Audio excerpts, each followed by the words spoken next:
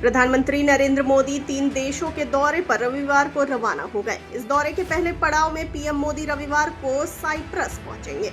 यह 23 साल में पहली बार किसी भारतीय प्रधानमंत्री का पहला साइप्रस दौरा है। प्रधानमंत्री मोदी के इस दौरे को तुर्की को संदेश देने के तौर पर देखा जा रहा है।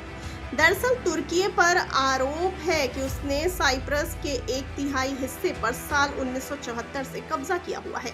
ऑपरेशन सिंदूर के दौरान तुर्की ने पाकिस्तान का खुलकर समर्थन किया था और पाकिस्तान को अटैक ड्रोन मुहैया कराए थे। बता दें कि ऑपरेशन सिंदूर के दौरान तुर्की ने जिस तरह से खुलकर पाकिस्तान का समर्थन किया और साथ ही भारत पर हमले के लिए पाकिस्तान को ड्रोन मुहैया कराए, उससे भारत और तुर्की के संबंधों में खटास आई है।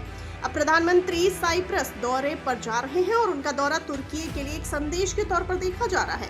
तुर्की और साइप्रस में दुश्मनी है और साल 1974 के बाद से दोनों देशों के बीच राजनयिक संबंध भी नहीं है। बताते चलें कि साल 1570 में ग्रीक भाषी साइप्रस ओटोमन साम्राज्य के नियंत्रण में आ गया था, जिसके बाद साइप्रस में तुर्की भाषी लोग बड़ी संख्या में बस गए।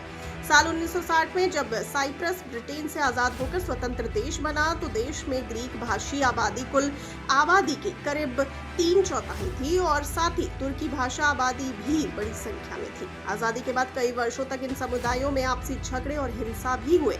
बताते चलें कि जुलाई 1974 को ग्रीस की सैन्य सरकार ने साइप्रस को ग्रीस से मिलाने की कोशिश की, जिसके बाद तुर्की ने भी साइप्रस पर हमला कर दिया और उत्तरी शहर काइनेरिया, राजधानी निकोसिया के कई इलाकों पर कब्जा कर लिया। बाद में मामला संयुक्त राष्ट्र में गया, लेकिन वहां भी वार्ता विफल रहने पर अगस्त में तुर्की ने फिर से साइप्रस पर हमला किया और साइप्रस ने कई और इलाकों पर कब्जा कर लिया। इस तरह साइप्रस के लिए 1/3 हिस्से पर आज भी तुर्की का कब्जा है। बाद में संयुक्त राष्ट्र ने बफर जोन बनाकर युद्ध विराम कराया। तुर्की के कब्जे वाले इलाके को उत्तरी साइप्रस कहा जाता है। साइप्रस की सरकार उत्तरी साइप्रस को भी अपना हिस्सा मानती है, इसे लेकर दोनों देशों में तनाव है।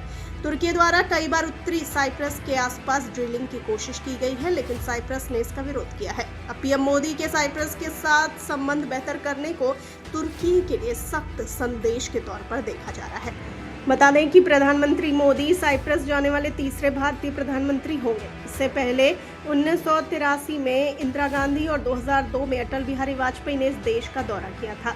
भारत और साइप्रस के कूटनीतिक रिश्ते हमेशा मजबूत रहे हैं, लेकिन इतने उच्च स्तरीय दौरे बहुत कम हुए हैं।